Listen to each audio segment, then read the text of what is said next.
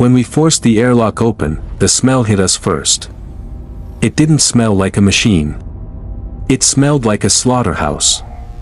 We found the bones of 50 crew members, picked clean by human teeth. We thought we had found a ship of monsters, cannibals who ate each other to survive the deep dark. But then, we found the captain.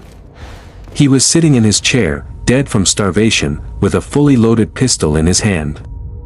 If they ate the crew to survive, why did the winner starve to death? The answer wasn't madness. It was something far more terrifying. The salvage ship, the Void Claw, drifted slowly through the quiet blackness of deep space. Commander Vrex, a tall reptilian alien, stood on the bridge and watched the scanner with narrow eyes. Usually, this sector was completely empty, but today, a faint signal blinked rhythmically on the screen. It was an ancient distress beacon, repeating a silent cry for help for over 50 years. Vrex ordered his pilot to move closer. As the alien ship approached the source, the crew finally saw it. It was a human ship, small and blocky, floating helplessly like a metal corpse. There were no lights on the outside, and the engines were stone cold. It looked like a ghost drifting in the endless night, forgotten by the galaxy. Vrex gathered his boarding team quickly. They put on their heavy environment suits and checked their plasma rifles. Humans were known to be unpredictable and dangerous, even when they seemed dead. The alien ship locked onto the human vessel with a loud, vibrating metal clang. The airlock hissed violently as it forced the rusty human doors open. Immediately, a blast of freezing air hit the team, fogging up their helmet visors. The inside of the ship was pitch black, lit only by the weak, shaking beams of their flashlights. Dust floated in the zero-gravity air like snow. The silence was heavy, the kind of silence that pressed against the ears and made the aliens nervous. The team moved slowly down the main hallway, their magnetic boots clanking against the floor. The walls were covered in deep scratches, as if someone had tried to claw their way out in a panic. Vrex looked at his wrist scanner. It showed 0 life signs. The ship was officially dead, yet the air felt thick and heavy. Then, the smell hit them through their suit filters. It did not smell like machine oil or stale oxygen. It smelled like copper and old, rotten meat. Vrex felt a cold shiver go down his spine. His instincts told him to leave, but curiosity pushed him forward. They were looking for technology or treasure, but the ship felt like a tomb waiting to be opened. They felt as though the ghosts of the past were watching them from the shadows. Vrex and his squad followed the terrible smell deeper into the ship. It led them straight to the central mess hall, the place where the human crew used to gather for meals. The large metal doors were sealed shut, but the team used a laser cutter to slice through the lock. With a loud screech of metal, the doors slid open. The room inside was bathed in dim, flickering red emergency light. It was frighteningly quiet. Vrex expected to see chaos, like overturned tables or signs of a struggle. Instead, the room was disturbingly organized. The tables had been pushed to the walls to create a large open space in the center. In the middle of the floor, there was a large, white pile. Vrex stepped closer, his heart beating fast. His flashlight beam cut through the dark and landed on the object. It wasn't debris. It was a pile of bones. The salvage team froze in horror. The bones were stacked neatly, almost like a strange monument. Vrex knelt down to look closer.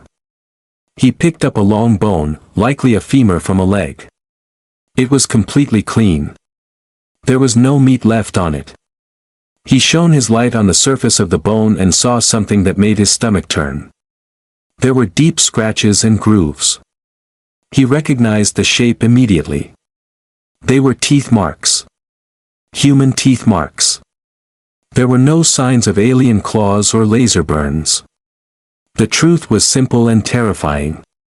The crew had not been killed by a virus or an invader. They had been eaten. Vrex walked over to the ship's pantry and ripped the doors open. The shelves were completely bare. There was not a single crumb of food or a drop of water. The story was clear to the alien commander now.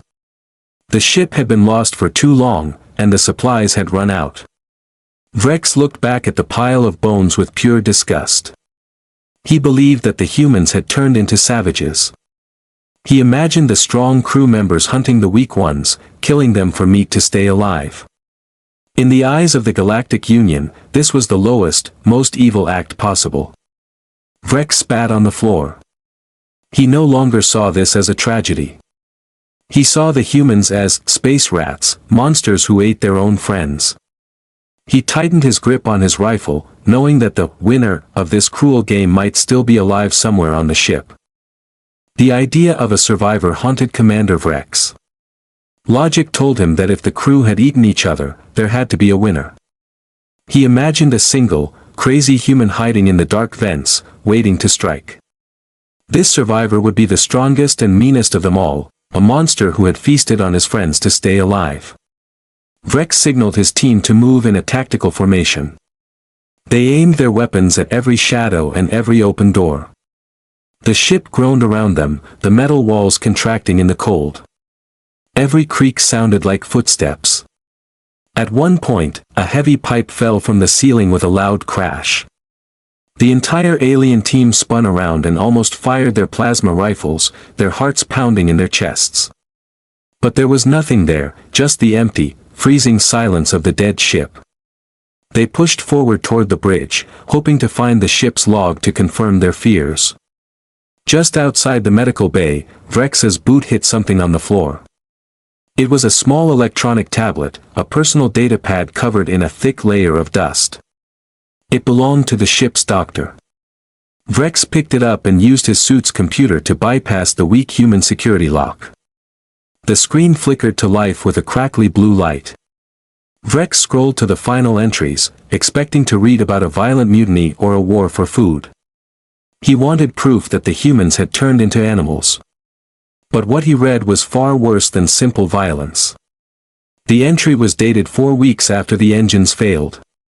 It was short and calm. It read, "The food is gone. The water recyclers are failing. We cannot all survive. We have agreed to the rules. The lottery begins tomorrow at 0800 hours. God forgive us." Vrex stared at the screen, his yellow eyes wide. It wasn't a savage war where the strong killed the weak. It was organized. It was cold. The humans had not fought like wild beasts, they had calmly decided who would die so the others could eat. This terrified the alien commander more than any monster could. A beast kills out of hunger, but these humans had killed with math and logic. The silence on the ship now felt heavier, filled with the weight of a terrible, calculated sacrifice. The heavy blast doors of the command bridge stood like a wall in front of the alien team. This was where Vrex expected to find the last man standing. He imagined the captain sitting on his throne, fat and healthy, having survived by eating his own crew. Vrex signaled his soldier to place a small explosive on the lock. With a sharp bang, the mechanism broke, and the team pushed the heavy doors open. They rushed into the room with their weapons raised, ready to shoot the crazy survivor. But there was no attack. There was no screaming madman. The bridge was freezing and silent, illuminated only by the light of the distant stars through the front windows. In the center of the room, the captain's large chair was turned away from them, facing the emptiness of space. Vrex slowly walked around the chair, his finger tight on the trigger of his rifle. He prepared himself to see a monster. But when he saw the face of the human captain, he lowered his weapon in total confusion. The man was dead. He was not healthy or strong. He was a skeleton wrapped in dry, gray skin. His uniform hung loosely on his tiny, fragile frame. It was obvious that this man had starved to death. He had suffered a slow, painful end. Vrex shook his head. This did not make sense. If this captain was the last one alive, and if the crew had been turned into food, why didn't he eat? Why did he choose to die of hunger when he had the supplies to survive? On the control panel next to the dead man's hand, Vrex found a small pistol and a simple audio recorder. The gun had only one bullet left. Vrex pressed the play button on the recorder. A voice played through the speakers. It was weak, dry, and raspy, like dry leaves crunching together. "I am the last one," the captain's voice whispered. "The lottery is finished. The crew is gone. I have done my duty." There was a long pause, filled with the sound of painful breathing. "I am hungry, so hungry. But I cannot touch the supply. The meat is not for me. It is not for us. It is for the engine. It is for her." The recording ended with a click. Vrex stared at the dead human. The horror was changing into a deep mystery. The captain had not eaten the crew. He had saved them for something else. Vrex stood in the silent bridge, trying to understand the dead captain's final words. If the crew had not been eaten for food, then where did their bodies go? The mystery gnawed at the alien commander. The ship's main nuclear reactor had been destroyed decades ago, yet the artificial gravity was still working, and the air was still breathable. There had to be an energy source keeping these systems alive. Vrex ordered his chief engineer to scan the ship for any active power signatures. The scanner beeped rhythmically, pointing toward a thick, heavy power cable running along the floor. It snaked out of the mess hall, bypassed the main engines, and went deep into the lower engineering deck. It was humming with a low, steady vibration, like a heartbeat. The team followed the black cable down dark ladders and through narrow, icy corridors. The air got colder, and the metallic smell of blood became overpowering again. They finally reached the engineering bay. In the center of the room stood a terrifying machine. It was not a standard engine. It was built from scrap metal, pipes, and the ship's organic waste disposal unit. It was a crude bioreactor, a machine designed to burn organic matter to create electricity. Vrex stared at it and realized the sickening truth. The banquet of bones in the mess hall was not a dinner table. It was a processing line. The crew had not been cannibals. They were fuel.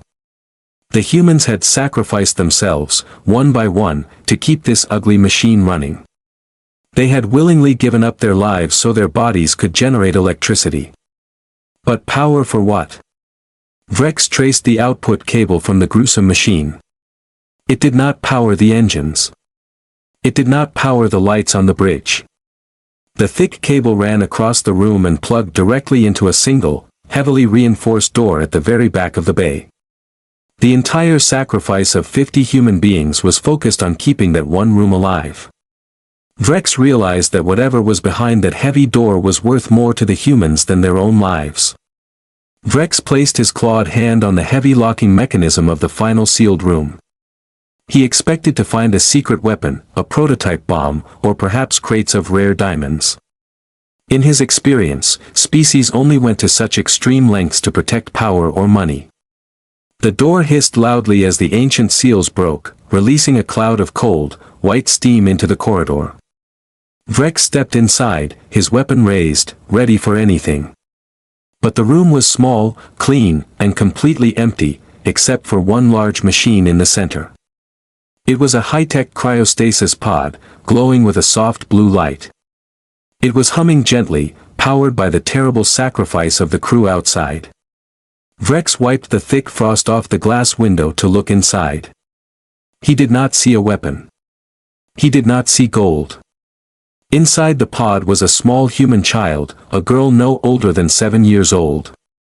She was sleeping peacefully, suspended in the freezing liquid, hugging a worn-out toy bear. Her chest moved up and down slowly. She was alive.